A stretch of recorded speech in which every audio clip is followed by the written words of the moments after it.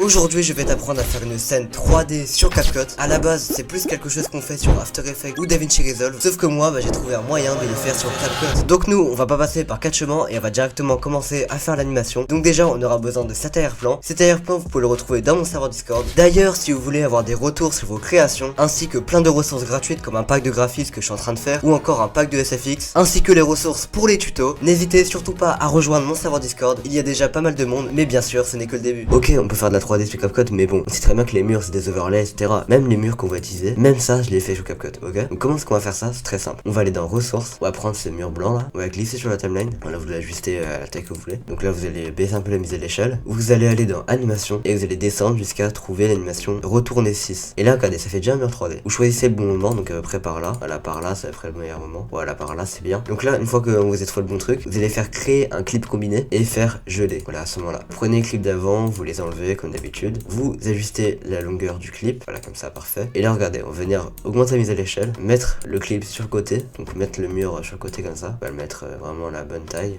peut-être un peu moins pour vraiment qu'on voit le truc. Voilà, ça rend vraiment bien. Et maintenant on va faire pareil pour celui de droite. Pour avoir le même mur, on va venir le copier-coller et faire un miroir tout simplement. Et on le met juste ici, voilà. Maintenant vous allez copier celui-là et vous allez baisser sa taille pour faire une espèce de continuité. On va le mettre comme ça à peu près, pour faire un mur jaune cette fois-ci. On va le mettre à peu près comme ça. Ouais, on va encore augmenter un peu la taille et on baisse un peu ça. Ça m'a l'air plutôt bien. Baisser un peu peut-être la taille encore pour vraiment que ça rende 3D quoi. Genre comme ça. Ah ouais, là ça rend très très bien. On fait pareil pour l'autre. Donc là on va juste faire juste le copier-coller et faire miroir, hein. Voilà comme d'habitude. Et là voilà pareil, même chose. On met à peu près comme ça pour que ça rende un peu un effet 3D.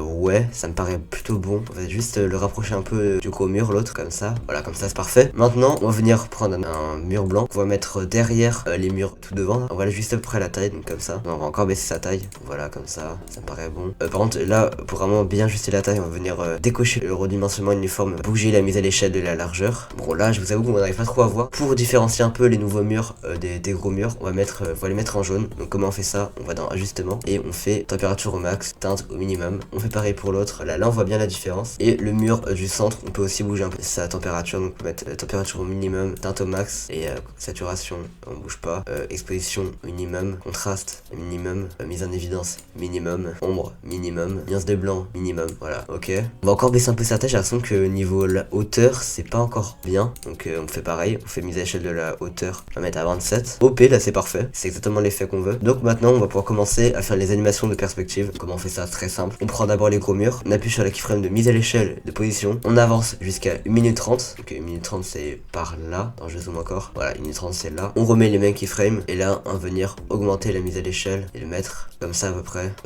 Voilà, ça me paraît plutôt bon. Encore peut-être, ouais par là ça me paraît bien. Ouais par là à peu près. Ouais, ok, ça me paraît plutôt bon comme ça. Et on va venir copier les mêmes valeurs pour le truc. Donc on remet les keyframes au même endroit, 1 minute 30 pour l'autre. Et évidemment on les met aussi au début. On reva à la fin, on retourne à la fin et on va mettre les mêmes valeurs. Donc c'était 275 pour la mise à l'échelle et pour la position c'était 1508. Donc comme c'est le côté, on met moins 1508. Voilà. On va venir aussi bouger du coup les jaunes. Donc on va mettre keyframe de position mise à l'échelle à 1 minute 30 et au début. Voilà, on fait pareil pour les deux. Comme ça, c'est déjà fait. Hop, voilà. Et du coup maintenant, on va venir bouger la taille. Comme ça, à peu près comme ça. Attends. Là, ça me paraît plutôt bon.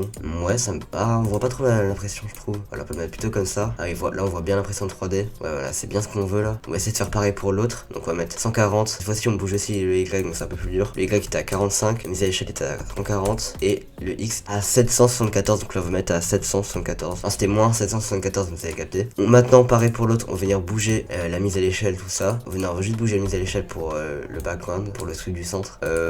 Ah, ça va pas être centré, donc faut aussi bouger le X et le Y. Donc on fait pareil, on met keyframe au début, keyframe à la fin. Et on bouge ça jusqu'à trouver le bon truc. Bah là c'est parfait, là on a le bon truc. Maintenant, une fois que tout ça est fait, on va venir tout animer, hein. Ça va être long mais il faut tout animer maintenant. Donc comment est-ce qu'on va rendre ça tout fluide? Parce que là on peut voir que c'est animé, mais bon voilà quoi, sans commentaire ça pue la merde quoi l'animation. C'est pas smooth, tout ça c'est pas ouf. Là maintenant qu'est-ce qu'on va faire? C'était assez long, mais sur chaque mur on va venir faire clic droit, montrer l'animation des images clés. Mise à l'échelle, on met la flèche, on sélectionne les deux keyframes, on fait sortie cubique. X, on fait sortie cubique. Donc là pour les jaunes, on va aussi bouger les Y du coup. Y, on fait sortie cubique. On fait exactement pareil pour l'autre. Donc là, voilà.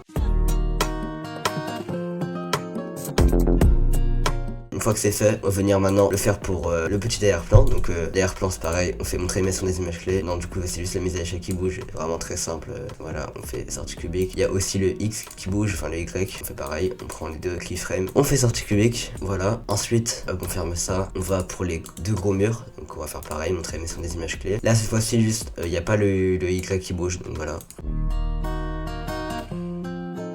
Ok, maintenant bah, c'est déjà presque fini pour l'animation, pour la première animation, regardez-moi ça. Voilà, il n'y a pas une grande animation, mais c'est pas grave. Donc on va aussi bouger l'arrière-plan. Donc là aussi, comment faire bouger l'arrière-plan, c'est très simple, pour que ça rende plus 3D. Hein. Donc on va à 1 minute 30, on met un keyframe de mise à l'échelle. On revient au début, on remet une keyframe de mise à l'échelle, voilà. On va à la fin et on augmente tout simplement la mise à l'échelle à environ par là. Voilà, on va dans notre animation des images clés, on sélectionne tout et on fait graphique, sortie cubique. Voilà, masqué, regardez-moi ça.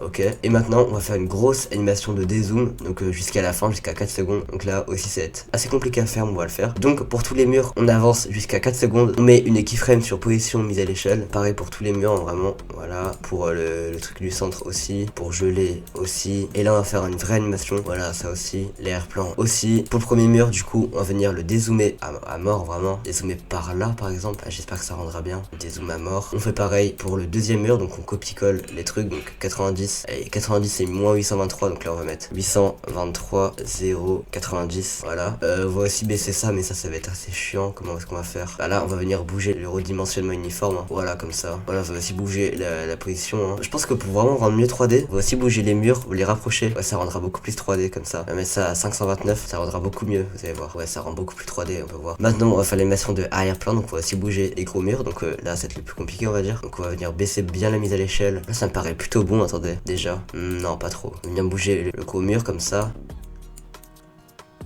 Plutôt augmenter sa taille, voilà, comme ça. Va peut-être l'approcher la taille, vraiment que ça rende plus 3D quoi. Voilà, ça m'a l'air d'être bien, là ça me plaît. Donc on va faire pareil pour l'autre mur. Alors attends, on va à 4 secondes, hein, je sais pas pourquoi j'ai bougé pas la bonne truc. On va essayer de le mettre bien. Là il faut vraiment essayer de bien jouer sur la mise à l'échelle pour trouver le vrai truc qui marche bien quoi. Et ça c'est ce qui est le plus dur sur cette animation. Là je trouve que ça rend, là je trouve que ça rend bien, je sais pas pourquoi. On verra si on change, mais l'effet rend bien je trouve. Donc on va faire pareil pour l'autre. Ce qui est bien c'est qu'une fois qu'on a trouvé les valeurs pour un des 3 murs, on a juste à le mettre sur l'autre. Donc là on copie les valeurs, donc c'est 180. Et on a juste à les inverser après. Et c'était 1011, donc on va mettre moins 1011. Voilà. Oh ouais, ça rend vraiment bien, hein. Très très bon truc. Et là du coup on va venir rajouter des murs. C'est là que c'est le plus dur par contre. Donc on va venir rajouter des murs. Donc comment est-ce qu'on va faire ça? On va copier un des murs là, donc copier le mur droit par exemple. À cet endroit là, on va faire Q. Et là du coup à ce moment là, on veut qu'à la fin de l'animation, le mur il soit à peu près par là. Je vais mettre le cube en jaune pour vraiment qu'on voit la différence. Ok, donc on veut que le cube il soit à peu près, voilà, à peu près par là. Ouais, voilà. Oh là c'est parfait. Là c'est vraiment parfait. Peut-être encore l'écarter comme ça. Oh ouais, ça me paraît plutôt bon. Ouais, ça me paraît très bon, ça me paraît très bon. Il faudrait du coup peut-être un peu rapprocher cela, mais vas-y, on fera ça après. Et du coup au début, bah lui on va vraiment le mettre très loin pour pas qu'on le voit au début. C'est vraiment pas l'objectif de le voir au début. Donc je vais aussi baisser la mise à l'échelle pour le mur au début. On va pas bouger la position, je pense, ça rendra pas très bien. Ah ouais, faut quand même qu'on bouge aussi ça, hein. Bah alors au début, on va essayer de le mettre le plus loin possible. Vraiment très très loin du truc. Donc vraiment par là quoi. Là du coup ça rend un plutôt bon effet. Donc on va venir le copier-coller une fois que c'est fait. Et on va venir inverser les valeurs, hein, tout simplement. Donc là au début vous mettez les mêmes valeurs que moi. Vous mettez ça et vous mettez ça. Ensuite à la fin vous mettez ça. J'ai galéré à trouver des bonnes valeurs, donc n'hésitez surtout pas à les prendre. Par contre en fait le truc c'est que c'est toujours pas bien. Faut peut-être l'augmenter un peu encore. Ah ouais les gars, je l'ai augmenté au max, ça rend beaucoup mieux là. Vous mettez le à 349 la mise à l'échelle. Je vais faire pareil pour l'autre 349. Ah ouais, ça rend beaucoup mieux quand on augmente. Oh, j'étais vraiment bien fait d'augmenter. Là, oh là c'est incroyable. Du coup maintenant que c'est fait la perspective, voilà, donc là j'espère que vous avez compris. Des fois je sais que j'explique mal dans mes tutos, donc dites-le moi dans les commentaires ce que je dois améliorer. Du coup maintenant qu'est-ce qu'on va faire? Et bah on va venir smooth tout ça. Donc on prend pour chaque truc mise à l'échelle. Cette fois-ci par contre on prend la dernière keyframe. En fait à chaque fois je vais dans keyframe, montrer l'animation des images clés, sortie cubique. Voilà, je fais ça vraiment à chaque fois. Donc voilà, je fais max key et je fais ça à chaque fois. Voilà, vous avez juste à mettre au ralenti.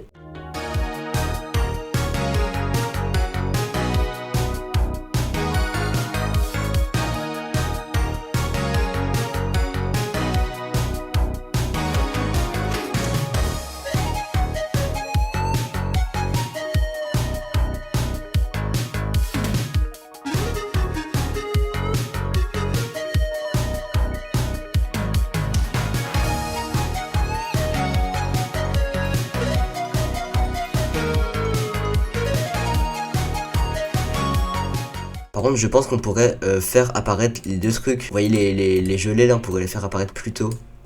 Ouais voilà comme ça, là ça rend beaucoup mieux et évidemment augmenter leur longueur. Mais là du coup pour la fin je peux aussi baisser le background, donc le background baisser sa taille quoi, pour arriver à un truc comme ça. Donc à la keyframe de fin je bouge mes l'échelle comme ça et je fais un petit sortie cubique. Voilà là ça rend très bien. Donc voici le résultat final, j'espère vraiment que ça vous plaît.